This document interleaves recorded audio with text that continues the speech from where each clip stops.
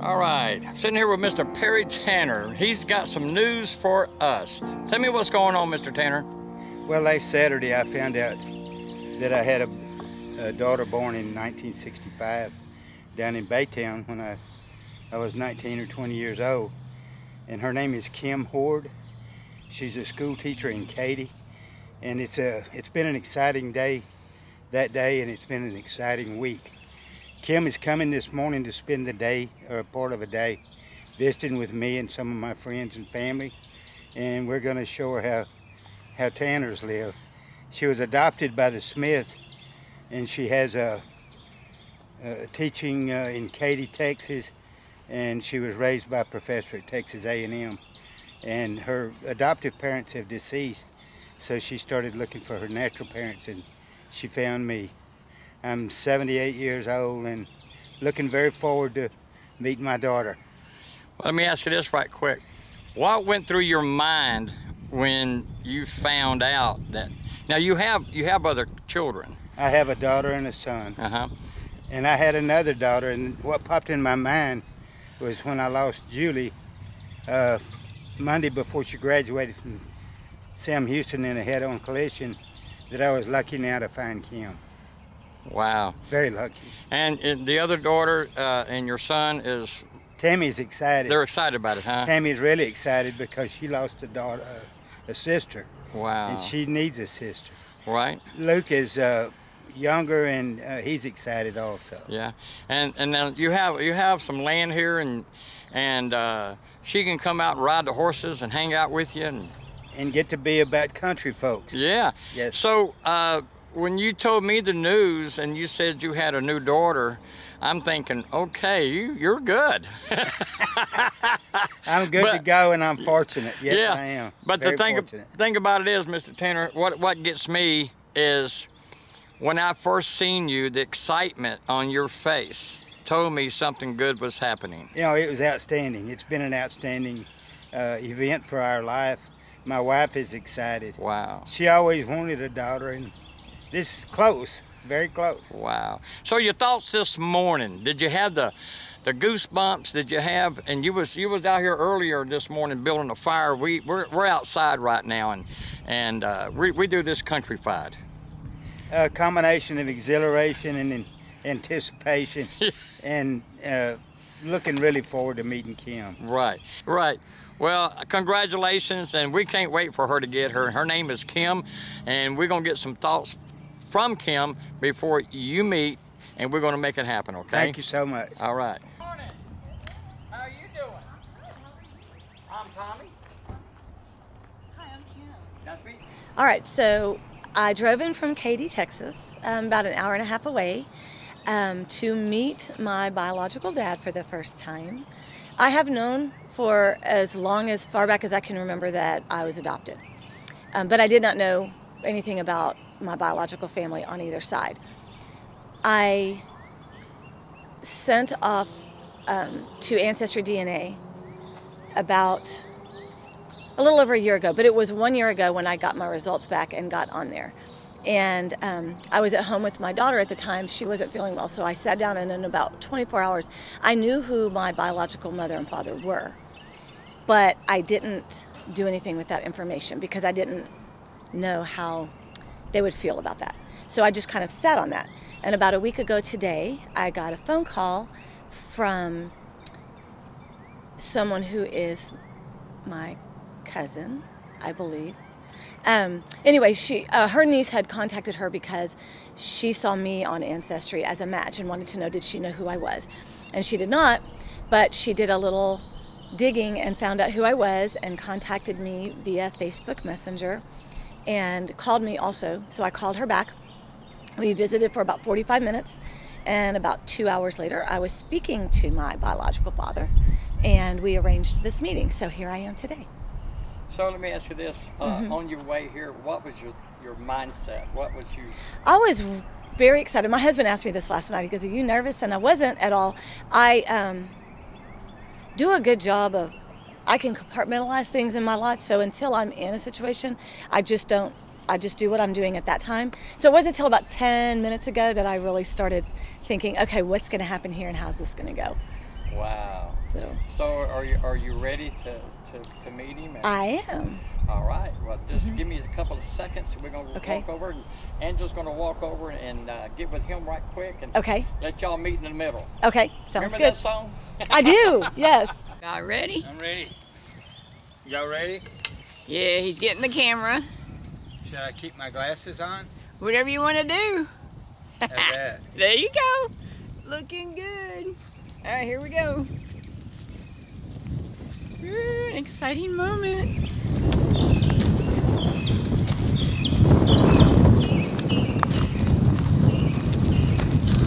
How are you? I'm great. How are you? Kim. I am. Yes. So nice to meet you. Yes. I get blue eyes from you. I have a daughter with blue eyes, and I know on my husband's side where that comes from, but I didn't know what It's that a lot of things. How was your trip? It was good. I was finding them very uneventful, which is always what you want, right? In a trip, you know. So tell me something about the blue eyes right quick. What did you say about the blue eyes a while ago? My younger daughter has very light, bright blue eyes, and I have dark blue eyes. Yeah. My husband's father had striking blue eyes, but she did not get that blue from me. So I was wondering, and so her eyes look much more like his than mine. Yeah, that's the blue eyes right there.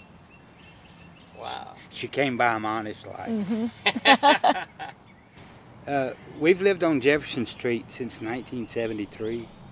The first tract of land that I bought was about that year, and it was 1.5 acres. I bought it from Kip Elsie. Kip was the first attendant to General Dwight D. Eisenhower.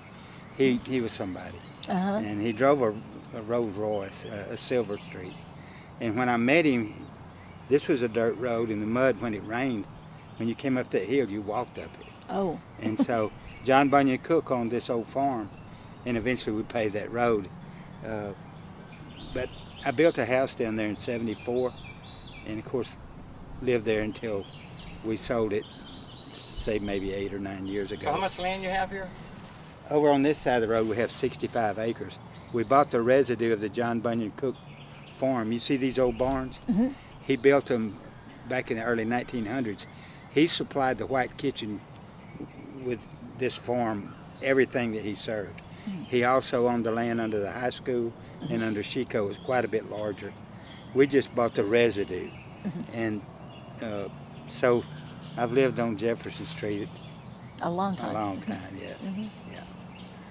Yeah, it's got 4 ponds, and it's beautiful and green. You can see that. It's very pretty. We've worked on it for several years. We live in Green Lakes. So Yeah.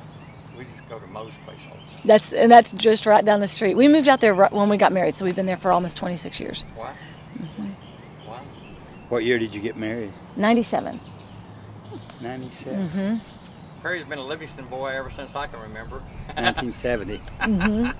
1970. My dad was originally from around on Alaska, Oh, okay. which is Polk County. He was born in a little place called Sebastopol. My mother was born in Peabody, right across the line in Trinity County. And my dad went south to make a living. He had a lot of children. He had 9. And when he retired, he moved back to Livingston. Of course, I was in law school at Tech. And one day he was talking to me, and he said, "I found you a job." I said, "Well, what's it doing?" He said, "Well, Ward Jones is looking for a partner, a law partner." And I said, "Well, just tell him I'll come see him." So when I graduated on August the 14th of 1970, I moved my mobile home to Livingston and met Ward Jones after I set it up. And he and I were partners and quite successful. Ward was a good man. And I've had a good life. And you have too. I have, yes. Very You good graduated life. from Texas A&M? I did. I graduated from Baylor first with a business degree, but I did not want to do that. I wanted to be a teacher. So everybody in my family that went to college went to A&M, so I always wanted to go to A&M. So I went back there and got my teaching degree from there. And your daughter, your first daughter, First daughter, Emily, Emily graduated from graduated there from A&M. and works for A&M now. And your youngest daughter is she's attending. at Blinn Junior College, and Blinn, she'll be at A&M in the spring, next spring.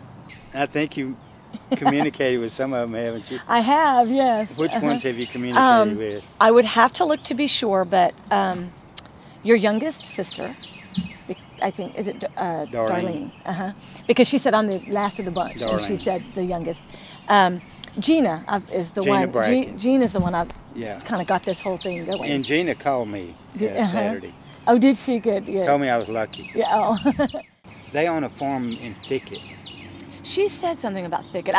This has been a lot of information, so I'm forgetting exactly who said what and all of that. But also, who?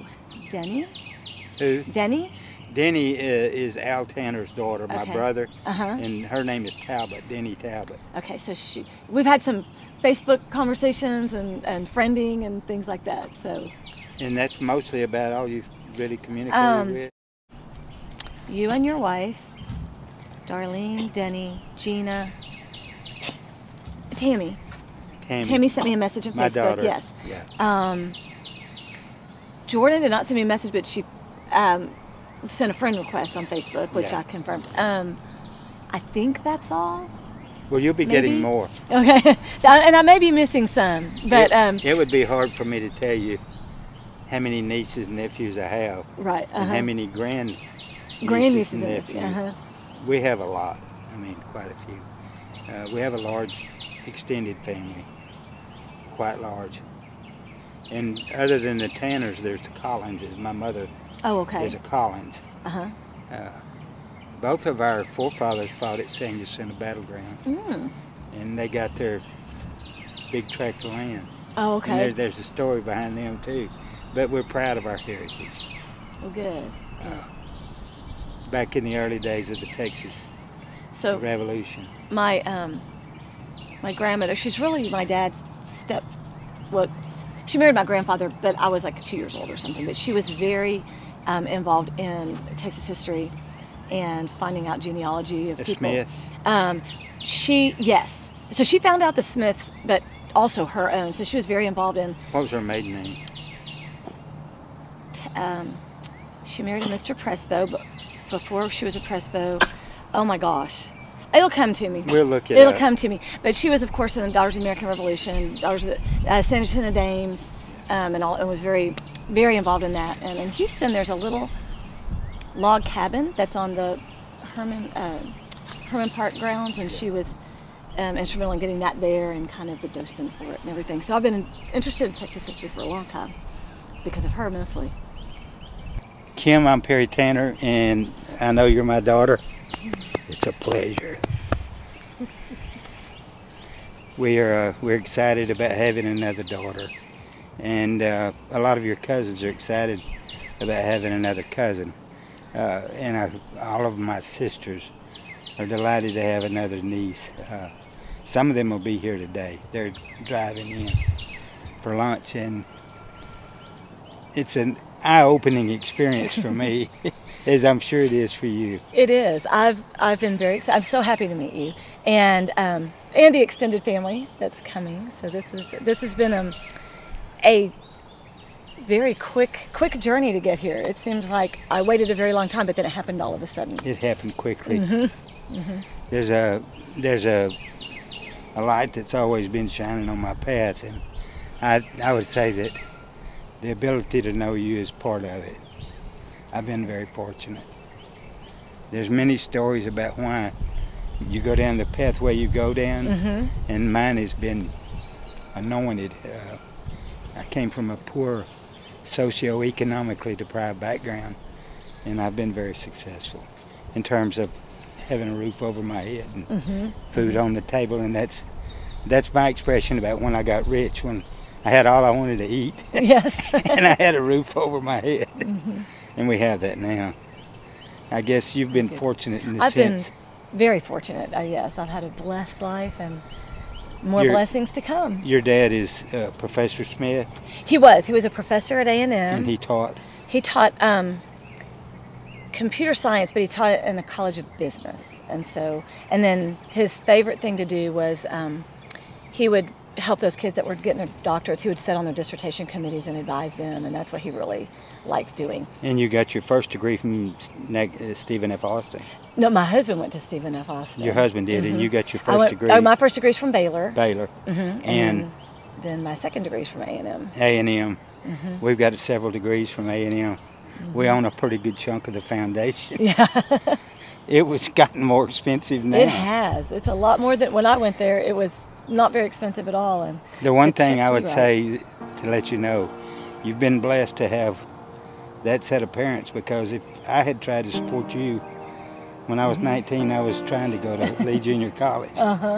It would have been a Spartan existence. A different road. A Spartan existence. Yeah. Oh, we'd have made it. Yeah. Oh, yeah. Because we've done well, but we'd have been challenged. You and I both would have been challenged. Would have been tough. Yeah. Well, I think we're tough now. I think things just all happen for, God's hand is in everything, and I think it all happens the way it's might be that supposed light to. on my path and your path too. Very, very fortunate. And I will tell you, we're fortunate to have all the Hope family, the Smith family, and the Tanner family. Well, thank you.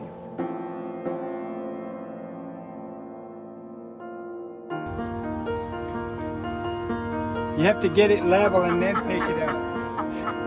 That's good. Yay! Hey, they're following you. Look.